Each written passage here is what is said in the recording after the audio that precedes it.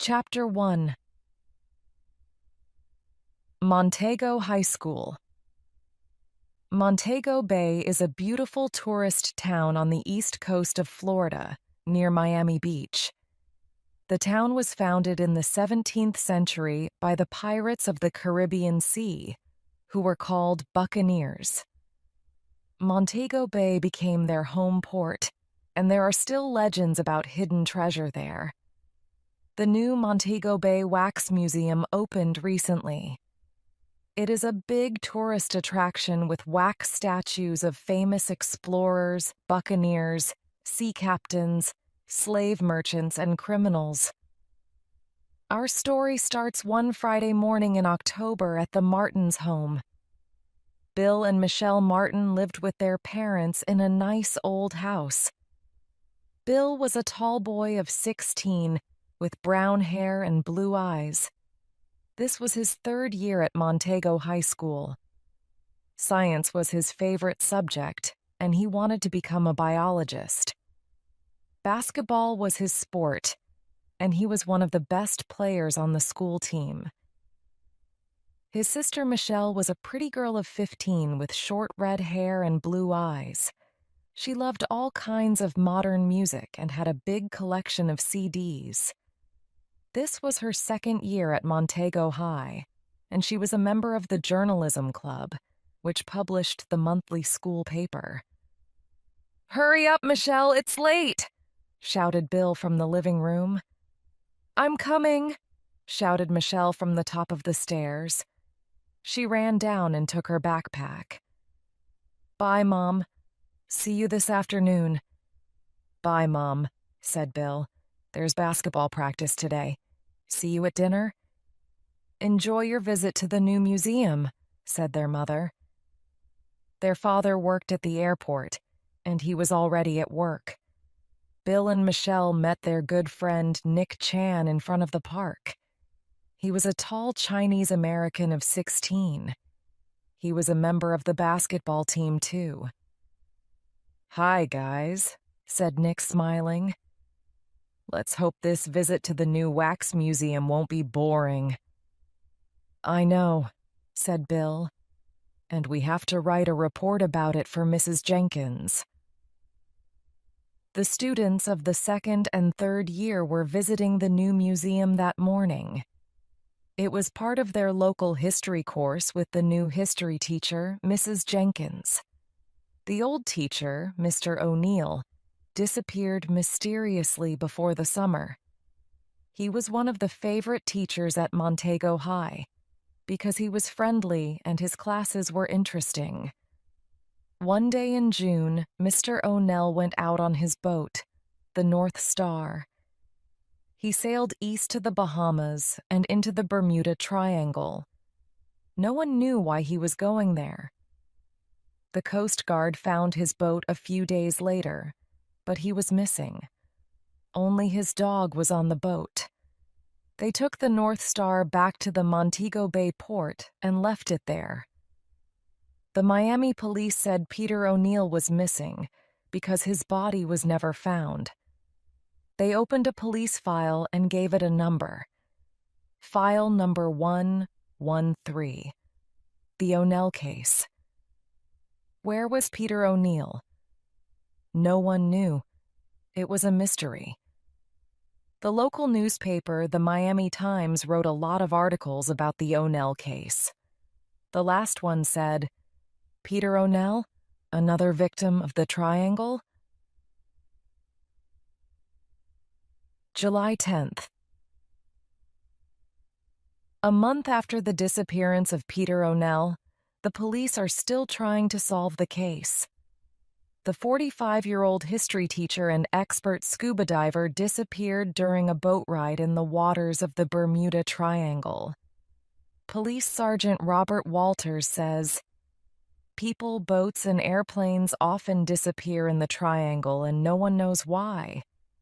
Could Peter O'Neill be another victim of the Triangle? However, the case is still open. We hope to have an answer one day." Bill, Michelle, and Nick met their friends and teachers outside the museum.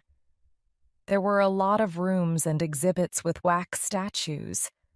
There were also models of old Spanish sailing ships and maps of the Caribbean islands on the walls. "These statues scare me," said Michelle. "They look like real people." "You're right," said Juanita, one of Michelle's friends. "Those glass eyes give me the creeps." "Look at that one," said Nick, laughing. "He looks like Mr. Branson, our math teacher.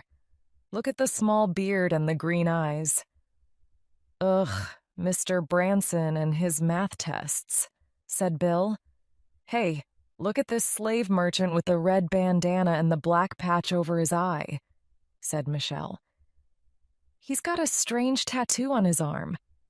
I didn't know there were tattoos in those days." When they left the museum, they saw a beagle outside the entrance. He wanted to get into the museum. "I guess he can't read the sign," said Bill, pointing to the "Dogs Not Allowed" sign. His friends laughed as they walked to school.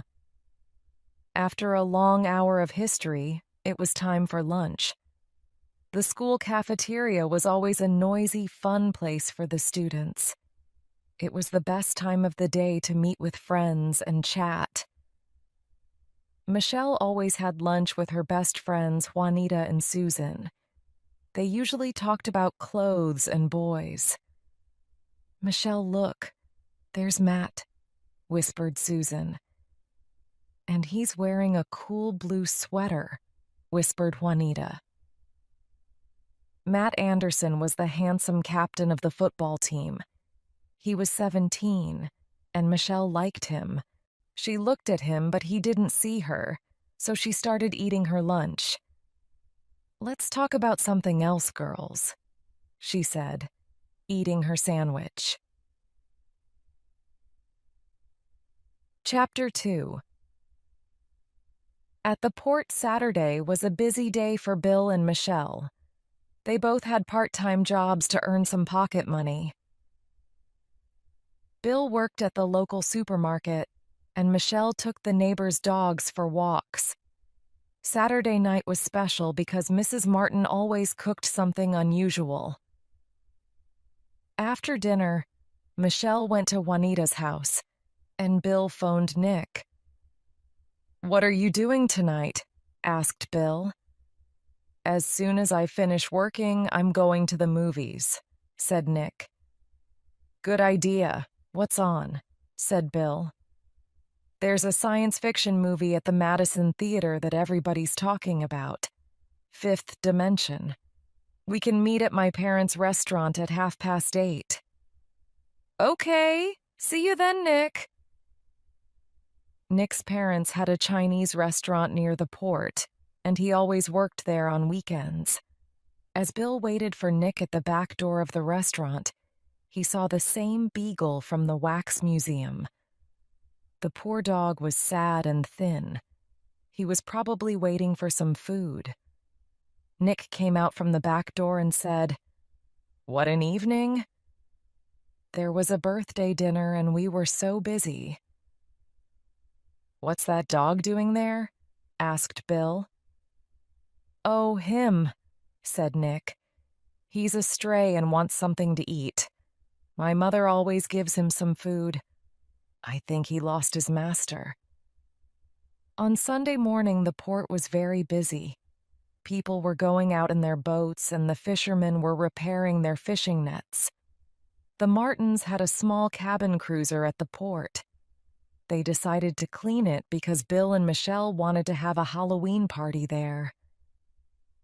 "Mom and I are going down to the port to clean the boat," said Mr. Martin.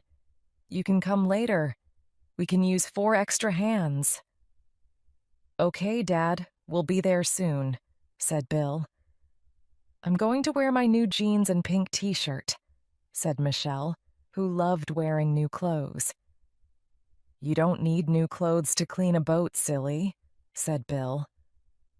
"Boys will never understand," said Michelle with a smile. It was almost 10 o'clock when Bill and Michelle got to the port. There were always a lot of fishing boats, cabin cruisers, and yachts at the port. It was a warm, sunny day, and everything looked beautiful. An old fisherman, Francisco Garcia, was sitting on a pier near his boat, repairing a fishing net. "Hi, Francisco," said Michelle. "Hello," said the old man with lively dark eyes. "Nice to see you." "Are you going out fishing today?" asked Bill. "No, I'm going early tomorrow morning," he said, looking at his fishing boat. "There he is again, poor thing." "Who?" asked Bill and Michelle. "Peter O'Neill's dog, Rover. He sits in front of his master's boat every day and whimpers." "Can't you see him?" Bill and Michelle turned around. It was the same dog Bill saw at the museum and at the restaurant. "Do you mean the beagle over there, near the boat?" asked Michelle, pointing to the North Star. "Yeah," said Francisco. "He's sad because he lost his master. It breaks my heart. I wanted to take him home with me, but he only wants his master." "The poor dog," said Bill. "Did the police ever find Mr. O'Neill's body?" "The Bermuda Triangle took him," said Francisco. "The police will never find his body in the Triangle. He was unlucky, very unlucky, but I told him." "What did you tell him?" asked Bill. "Well, when Mr. O'Neill bought the boat, he changed its name to North Star. I told him it was bad luck to change the name of a boat. Sailors and fishermen know that. But he didn't believe me. He thought it was an old superstition." "I didn't know that," said Michelle. "But why did he go out to sea that day in June?" "He brought his scuba diving equipment on board. I think he was looking for something in the sea, something important. He went out in his boat every weekend." "Did anyone go with him?" asked Bill. "Only his dog," he said, and his busy hands started repairing the net again. "It was nice talking to you, Francisco. Goodbye," said Bill, walking away with Michelle. "The O'Neill case is a big mystery. No one knows what happened to him, and no one knows what he was looking for. We just know that he was a terrific teacher and everyone liked him." "Well, Francisco thought he was looking for something important," replied Michelle. "Yeah, but I wonder what," said Bill. Chapter 3. A Halloween Party. Saturday. October 31st was Halloween, and the town of Montego Bay was ready to celebrate it. There were jack-o'-lanterns and black and orange decorations everywhere. There were some incredible costumes in town, and people were busy planning scary Halloween parties. Bill and Michelle planned their costumes and masks weeks before Halloween. Bill was a vampire, and Michelle was a rock star. She was excited because she could wear more makeup on Halloween. They went to the port and had their Halloween party on the boat with their friends. Mrs. Martin made pumpkin pies and Halloween cookies, and there were good CDs to dance to. Before midnight, Nick took some pictures with his new digital camera. The party was a lot of fun, and everyone loved it. No one got to bed before 3 a.m. Bill and Michelle slept until noon the next day. "How was the Halloween party?" asked Mr. Martin. "Oh, we had a great time, Dad," said Bill. "Thanks for letting us use the boat." "We even cleaned up," said Michelle proudly. "I'm glad you had fun," said Mrs. Martin. That afternoon, they went to Nick's house to see the pictures he took the night before. "Come upstairs and see the pictures of the party," said Nick excitedly as he opened the door. Why are you excited? Asked Michelle. Is something wrong with them? You both look super, he said. But that's not the problem. It's something else. They sat down in front of Nick's computer and started looking at the pictures. Look at this one, said Nick. Can you see the big white spot? It's on the boat in the background. They looked at the pictures of the party and saw a white spot on a boat in the background. Let's look closer at the picture, said Michelle. I want to see the name of the boat. It's the North Star, cried Bill. It was Mr. O'Neill's boat. But what's that white spot? Asked Nick. They looked at the computer for a while and then Michelle cried out, I know. It's somebody's ghost in the picture. I read about it in a book. And last night was Halloween. Strange things can happen on Halloween night. A ghost? Whispered Bill and Nick. What are you saying? That white spot is the picture of a ghost, exclaimed Michelle. And it's on Mr. O'Neill's boat, the North Star. Oh, come on, Michelle, said Bill, whose face was white. Do you mean that it's Mr. O'Neill's ghost? Nick felt cold. Can you see the ghost in other pictures? Asked Michelle. Well, look at these, said Nick. They looked at 3 other pictures that had the same white spot on the same boat. Wait a minute, said Bill nervously. Do we believe in ghosts? The 3 friends looked at each other and didn't know what to say. Do you have another explanation? Said Michelle, who believed in ghosts. Gee, said Bill. Then Mr. O'Neill is dead and not missing.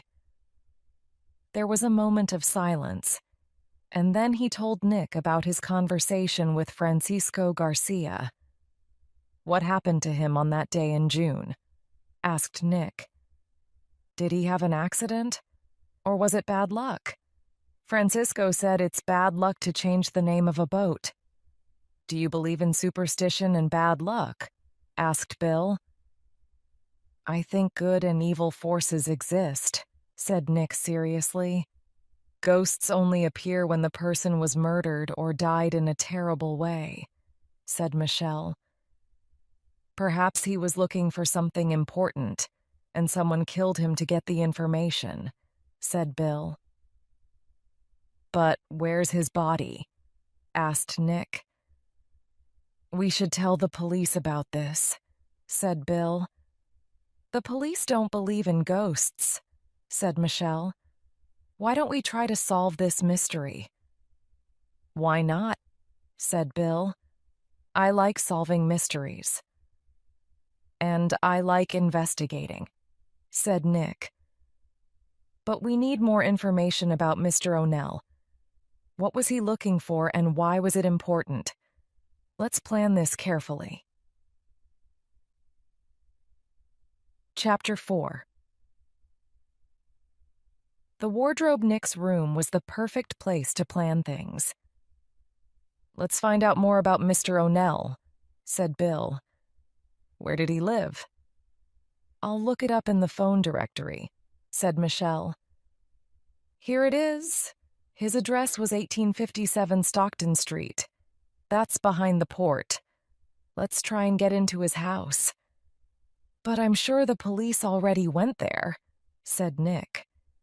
Yeah, but perhaps they didn't examine everything, said Bill. Let's go there after dark with our flashlights. When? Asked Nick excitedly. How about Tuesday after dinner? Said Bill. When the school bell rang at 3:30 p.m. on Tuesday afternoon, Bill, Michelle, and Nick hurried home. They did some homework and met at 7. It was a windy autumn evening. They walked to the old part of town and Peter O'Neill's house appeared behind some tall trees. It was a white wooden house with a brown roof and a small garden. They were surprised to see his dog sitting outside the door. He recognized Nick from the restaurant and went to him. "Look who's here," said Nick, smiling. "Hi, Rover. What are you doing here?" "He's still looking for his master," said Bill. "He's friendly," said Michelle, stroking him. "Let's go to the back of the house and see if the door is open," said Nick. Rover followed them. The back door was locked, so they opened the kitchen window and climbed in. They stood in the dark kitchen for a moment. Everything was silent. "We're in Mr. O'Neill's house," said Bill. "This is weird." "Let's start looking for clues," said Michelle. "Where can we start?" asked Nick. "Look, Rover's going to the living room," said Michelle. "Let's follow him." The living room was small, and there were 2 armchairs near the window. There was a big color photograph of O'Neill and his dog on a small table. Michelle looked at the photograph. It was probably taken on his boat in the summer. Look, he's got a strange tattoo on his arm. "It's a peace sign," said Bill. "They were popular in the 1970s. Rover led them to the hall and sat down in front of a door. He barked and put his paw on the door. "Let's open it," said Michelle. She was scared, but she opened the door. There were stairs that went to the dark basement, and the air was cold. Bill and Nick turned on their flashlights and slowly went down the stairs, and Michelle and Rover followed them. They looked around and saw a few boxes of books, some diving equipment, and a big wooden wardrobe. Rover went to sit in front of the old wardrobe and started barking. "Why is he barking at the wardrobe?" asked Nick as he stroked the dog's head. He barked again and looked at Nick with his big brown eyes. Then he began pushing the wardrobe door with his paw. "Let's open it," said Nick. His heart beat fast as he turned the key and opened the door. He saw 2 scuba diving suits. "There's nothing interesting in here," he said, closing the wardrobe. Rover barked again and pushed the door with his paw. Nick opened the wardrobe again and looked inside carefully. "Could there be something behind this wardrobe?" said Michelle. "Like in mystery novels, Michelle?" said Nick, laughing. "Yes, exactly," said Michelle. "Come on, let's try and move it to one side." "Okay, let's try," said Bill. The wooden wardrobe was very heavy, but they were able to move it a bit. Rover was right. There was a small opening to a tiny room. Chapter 5. A secret closet. "This is super," said Michelle. "We discovered a secret room." "You mean a secret closet," said Nick, moving his flashlight around.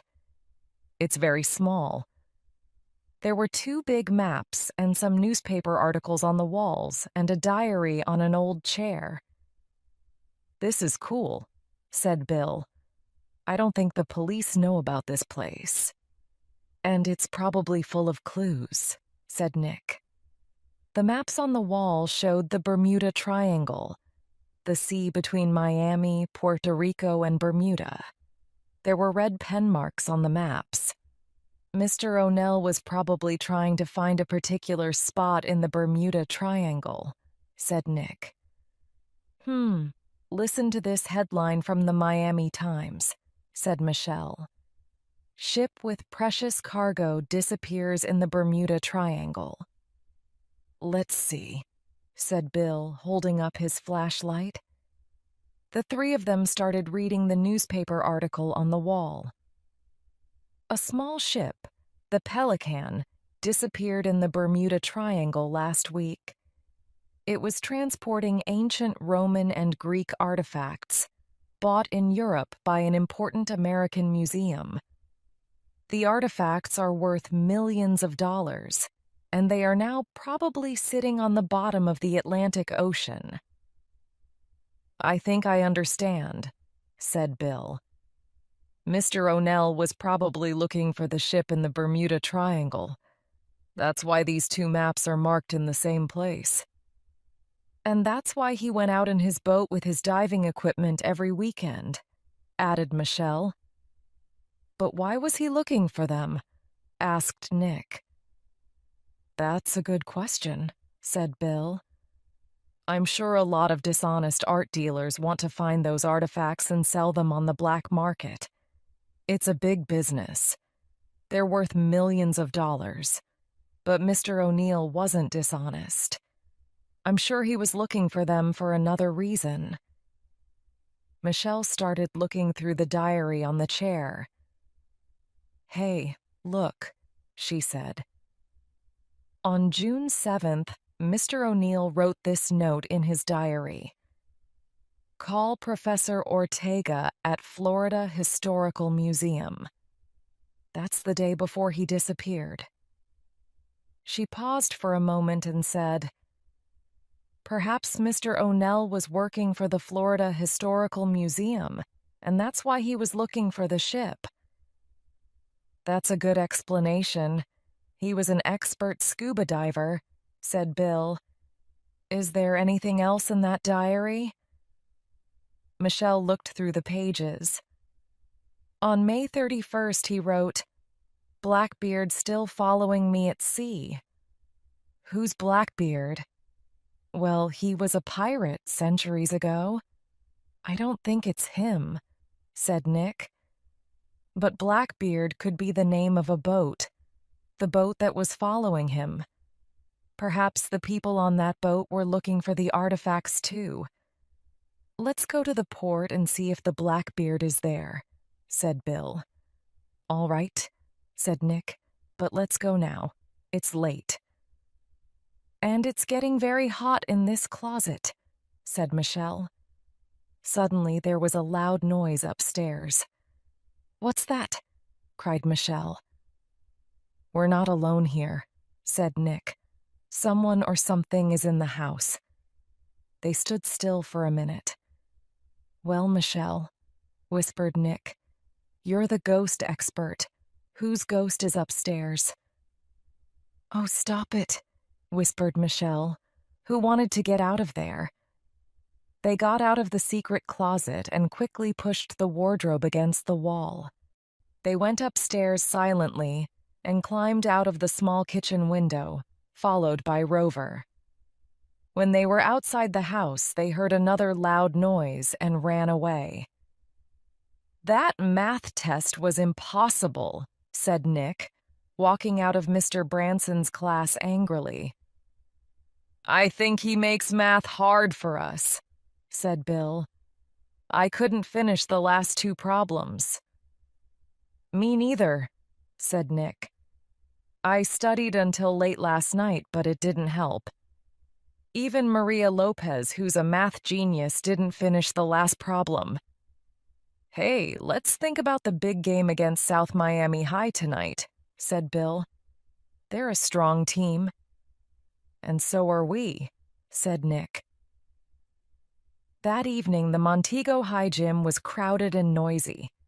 The colors of the two schools were everywhere: orange and purple for Montego, and black and red for South Miami. It was an important basketball game, and the local TV station was there to film it. Michelle sat with Juanita and Susan. Mike Anderson and his friends from the football team were sitting behind them, and this made Michelle nervous. "I'm happy I wore my new sweater with the school colors," she thought. "I hope Mike notices it." It was an exciting game, and everyone was cheering for their team. Montego High finally won and entered the Florida finals. Someone touched Michelle's shoulder. She turned around and saw Mike. "Hi, Michelle," said Mike. "Your brother played a great game." "Oh, thanks, Mike, I'll tell him," said Michelle, who was happy because Mike talked to her. On the way home after the game, Bill, Michelle, and their friends walked by the Wax Museum. They saw Rover sitting at the entrance. He was whimpering. "I wonder what Rover's doing in front of the museum at this time?" asked Michelle. "There's something about the place that attracts him," said Bill. "But what? Remember the day when he tried to come into the museum with our class?" Chapter 6. The Blackbeard. On Sunday, Bill, Nick, and Michelle continued investigating the case. This time they met in Bill's room. "We have to find the Blackbeard and see who it belongs to," said Bill. "I'm sure there's a connection between that boat and Mr. O'Neill." "There's a naval registry office at the port," said Michelle. "All boats at the port are listed there." "Good. Let's go to the port," said Bill. The Naval Registry was a small office near the Montego Yacht Club. Michelle went in and talked to the clerk. "Hello, my name is Michelle Martin, and I need some information. Is the Blackbeard here?" "Let me check," said the clerk as he turned to his computer. "Here it is. The Blackbeard. It's at Pier number 8. That's where the biggest yachts are." "Can you tell me the name of the owner?" "Let's see. It's Mr. Julian Devereaux from New Orleans." "Julian Devereaux," said Michelle, surprised. "Yes, Julian Devereaux. He and his wife are the owners of the new Wax Museum." "Okay, thanks for your help," said Michelle. She met Bill and Nick outside and told them about the Blackbeard. "Wow," cried Nick. "So Julian and Gertrude Devereaux are the owners of the Wax Museum and the Blackbeard," said Bill. "And they gave a lot of money for the new park," said Nick. "There's a connection," said Michelle. "Why were they following the North Star at sea?" "And what about the Wax Museum?" asked Nick. "Why is Rover so attracted to it?" "This case is really difficult," said Michelle. "Well," said Bill, "we know that the Blackbeard is at the port and that Julian Devereaux owns the boat and the Wax Museum." There was a moment of silence. "And we know he's rich," said Nick. "But that's not much." "The clerk said that Julian Devereaux is from New Orleans," added Michelle. "Let's go home and look on the web." At home, they got on the web and found some interesting information. Devereaux was the owner of a maritime museum in Charleston, South Carolina, and a new art museum in Houston, Texas. "This man owns 3 museums. He's very rich," said Michelle, grinning. "And guess what you find in museums?" "Artifacts," cried Bill and Nick. "Like the ones O'Neill was looking for." "Exactly," said Michelle excitedly. "So what's the next step?" asked Nick. Said Bill, looking at the computer screen. "We have to find a way to get on the Blackbeard. We could find some evidence of Devereaux's connection to this mystery." "The Blackbeard's at Pier number 8, said Michelle. "We can go one evening when the museum is open. I don't want to meet them face to face." "The museum's always open on Friday and Saturday evenings until 10 p.m., said Nick. "And the Devereaux are there on those evenings."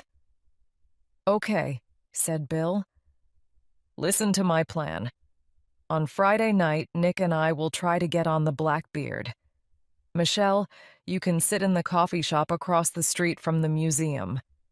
If the Devereaux leave the building, call me on my cell phone." "Good plan," said Nick. It was November and almost Thanksgiving, but the three friends could only think about the O'Neill case. On Friday evening, they met in front of the museum. It was cold and windy, and Michelle ordered a cup of hot cocoa at the coffee shop. She watched the museum entrance with her cell phone in her hand, ready to make a call. There was no one at the port that evening. The boys could hear their footsteps as they walked quickly past the North Star and turned left at Pier Number 8. The lights of the Blackbeard were on, and the two boys stopped behind a van. "Someone's on the boat," whispered Nick. "What shall we do now?" "Let's wait here and see what happens," said Bill. Suddenly the lights went off. Julian Devereaux got off the yacht and into his sports car and drove away. "Whew," said Bill. They waited a few minutes and then got on the yacht. The glass door was closed but not locked, so it was easy to get in. "He didn't lock it. He's probably coming back soon," said Nick. "Let's hurry." They turned on their flashlights. It was their first time on a yacht. Everything was beautiful and expensive. They started looking everywhere: drawers, cupboards, bookshelves, but they couldn't find anything. Bill took a painting off the wall and turned it around, but he found nothing. He did the same with another painting, and this time there was an envelope on the back. "Nick, look at this." Bill opened the envelope. Inside there was a map of the Florida coast and the Bermuda Triangle, with some red pencil marks. It was almost identical to the maps in Mr. O'Neill's house. "The Devereaux have Mr. O'Neill's map, and they hid it behind a painting," said Nick, staring at the map. "This is evidence that the Devereaux are connected to Mr. O'Neill in some way," said Bill. "We have to show this map to the police." "Will they listen to us?" asked Nick. "Let's go and find out," said Bill. Bill put the empty envelope behind the painting. Then he folded the map and put it in his shirt pocket. They got back onto the pier and quickly left the port. They picked up Michelle, who was still at the coffee shop. "Hi, guys," she said. "You found something, didn't you?" "Let's go to Sandy's ice cream parlor and talk there," said Bill. Chapter 7. Sergeant Walters. Before going to their part-time jobs on Saturday morning, Bill and Michelle told their parents what was happening. Mr. and Mrs. Martin were very surprised. "Why didn't you tell us about this before?" said Mrs. Martin, who was worried. "You kids are amazing," said Mr. Martin. "No one has solved this mystery, but perhaps you can. I remember Mr. O'Neill. He was a very nice man. I'm glad you're going to the police today. It's the right thing to do." That afternoon, the three friends went to the police station and spoke to a police officer. "Good morning. I'm Sergeant Walters," said a tall man with friendly eyes. "What can I do for you?" "We want to report something," said Bill. "Come into my office and sit down," said Sergeant Walters. Bill was a bit nervous at first, but Sergeant Walters was friendly. He, Nick, and Michelle explained everything. They talked with him for about half an hour, and he seemed interested. "Sergeant Barnes, please bring me the O'Neill case file number 113, said Sergeant Walters. He looked through several papers in the file and then wrote something down. "You three are good detectives," he said. "But do you know that it is against the law to enter private property? like Mr. O'Neill's home and the Blackbeard? Bill and Nick were embarrassed, but Michelle was not. We wanted to help the police solve the case, she said seriously. We were looking for clues, but we won't do it again. The Devereaux are important citizens, said Sergeant Walters. They helped our community with their new museum, and they gave lots of money for the new park. The Wax Museum brings tourists and good business to our town. We don't have any real evidence against them. You found this map on their yacht, but anyone can have a map. But this map is identical to the ones we saw at Mr. O'Neill's house, and it was hidden behind a painting, said Nick. We want to solve the O'Neill case too, said Sergeant Walters. But I need better evidence. For example, where is Mr. O'Neill's body? Perhaps he wanted to disappear and start a new life in another place. A lot of people disappear, you know. Or perhaps he had an accident at sea. We can't accuse anyone at the moment. We need to find his body first. Mr. O'Neill loved his dog, said Michelle. He could never go away and leave him. Dogs are very good at finding their masters. It's their sense of smell, said Sergeant Walters, with a strange light in his eyes. My men and I'll examine the secret room in Mr. O'Neill's house and take a look at those maps and his diary. But I still think he had an accident. Do you know how many people in boats disappear at sea? He got up from his desk and gave each of them his business card. Call me if you need me. They left the police station and Bill said, Now we have to find the body before anyone will listen to us. Yeah, bodies are easy to find. They're everywhere, didn't you know? Said Nick, laughing. Oh, come on, don't worry, said Michelle. Remember what Sergeant Walters said? Dogs are good at finding their masters. It's their sense of smell. I think he's giving us a clue. Perhaps Rover can help us solve the case, said Bill. Nick thought for a moment. You can usually find him near the North Star or at Mr. O'Neill's home or at the Wax Museum, cried Michelle. Her cheeks were red with excitement. What attracts Rover to the museum? Something inside, said Bill. Yes, but what? Said Michelle. Let's find a way to get into the museum with Rover, said Nick. Dogs aren't allowed in the building, but there's a back door, the emergency exit. One of us can open it and Rover can go in. Great idea, Nick, said Bill. We can go tomorrow, said Michelle. It's Sunday, and there are always lots of visitors at the museum. No one will notice Rover. I hope. Okay, said Bill. Nick, Rover likes you, so you can wait outside the back door with him. Michelle and I'll buy tickets and go in. When we get to the back of the museum, we'll open the door, and you and Rover can come in.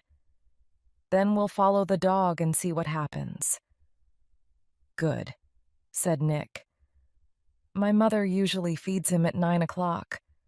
I'll try to keep him at the restaurant tonight. Chapter 8.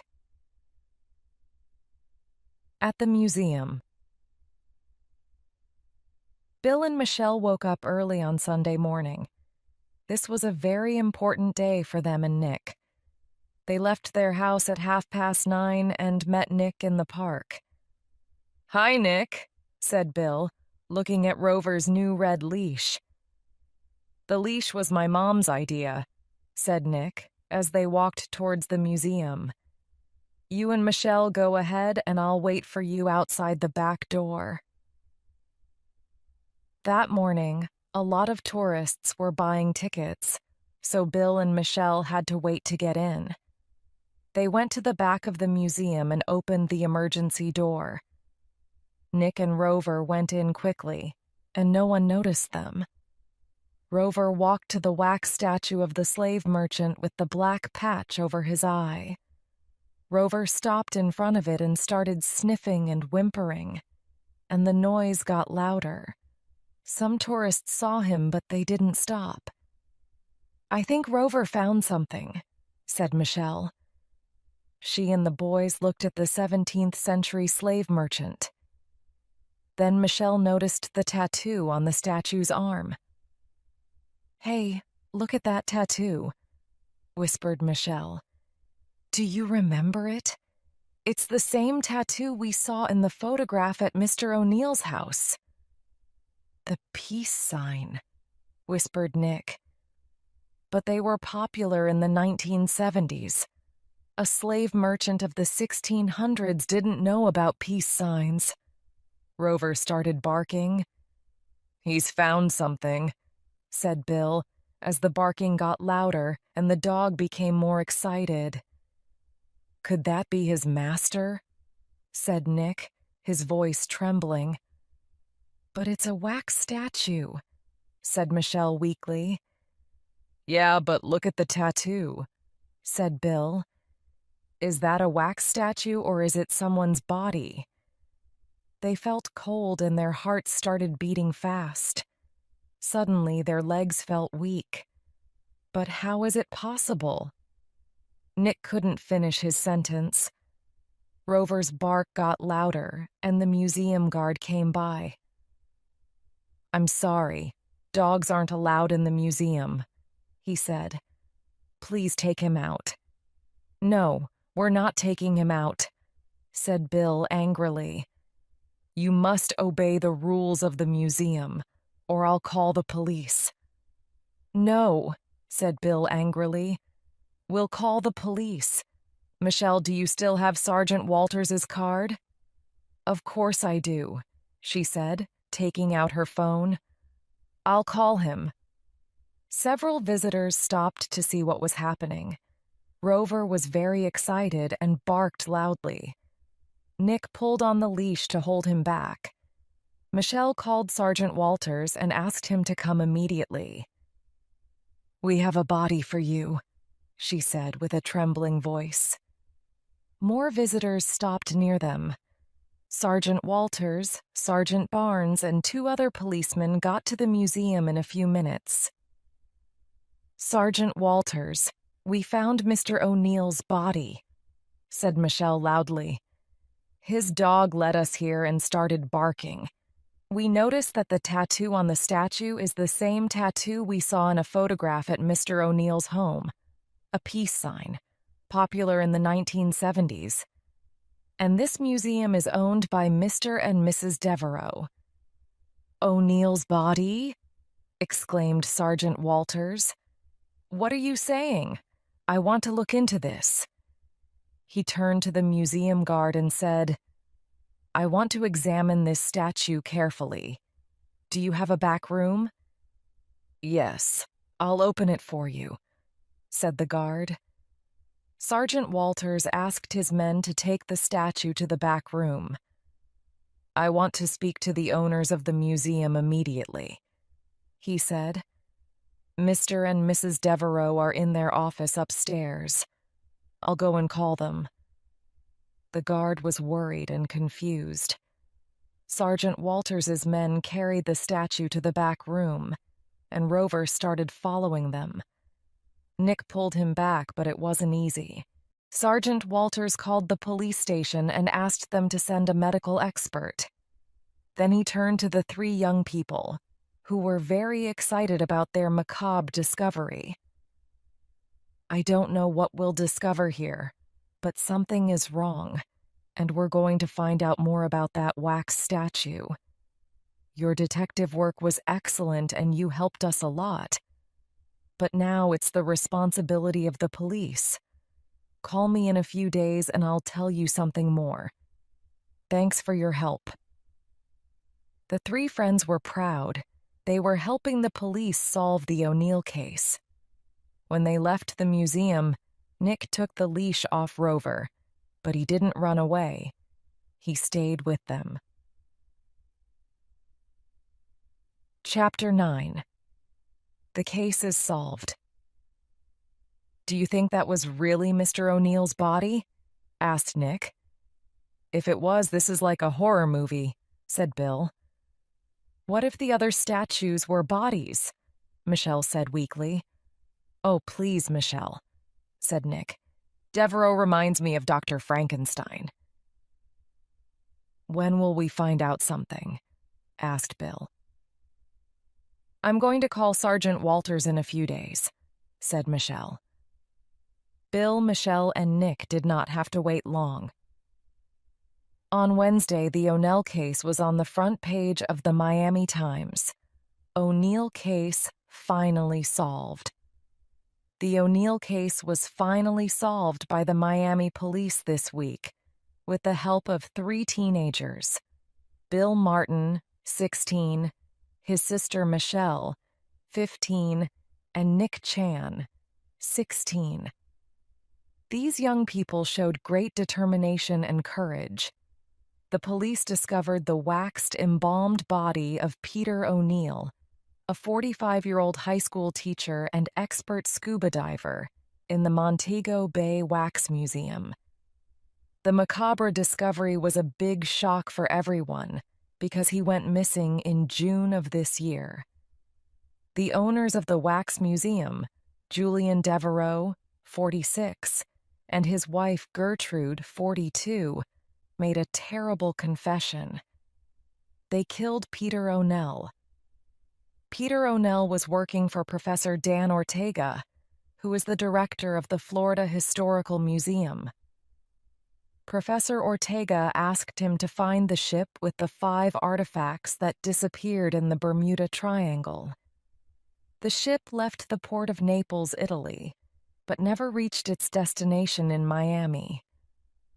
All radio contact was lost when the ship entered the Triangle. The museum bought these valuable artifacts in Greece and Italy to add to its beautiful art collection. Julian Devereaux owns an art museum in Houston and a maritime museum in Charleston. He knew about the lost artifacts and wanted to find them for his museums. He followed O'Neill's boat during his trips to sea. On June 8th, when O'Neill was scuba diving, Devereaux went on his boat and stole O'Neill's maps. These important maps showed where the ship and the artifacts were. O'Neill returned to his boat before Devereaux could leave it. He shot and killed O'Neill with his gun. With the help of his wife, he brought O'Neill's body back to his yacht, the Blackbeard. They had to eliminate the body, so they took it to the Wax Museum that night. Julian Devereaux is an expert chemist, and he embalmed the body. Then he put it in a bath of hot wax and made it look like a statue. The wax statue of a slave merchant of the 1600s. With a patch over one eye, a dark beard, and a red bandana, it was almost impossible to recognize O'Neill. But the expert chemist forgot to eliminate the tattoo on O'Neill's arm. With O'Neill's maps, Devereaux found the 5 artifacts in the Triangle and hid them in his museum in Houston. The priceless artifacts will return to the Florida Historical Museum next week. The Montego Bay Wax Museum is closed for now. On Saturday morning, there will be funeral services for Peter O'Neill. All the students and teachers of Montego Bay High School will be present. O'Neill's dog Rover, who helped to solve this case, found a new home with Nick Chan and his family. After reading the article several times, Bill, Michelle, and Nick couldn't believe that they solved the case. But they were sad about O'Neill's terrible death. Now Michelle had a big story for the December issue of the school paper. She was suddenly the most popular member of the journalism club. The Devereaux almost committed the perfect crime, she said. Yeah, but they forgot about a dog's instinct and his sense of smell, said Bill, grinning at Rover. Let's celebrate at my restaurant, said Nick, and Rover barked.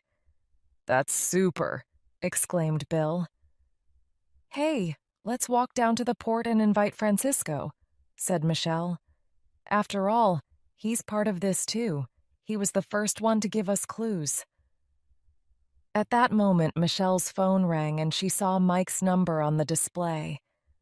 Now everything was really perfect.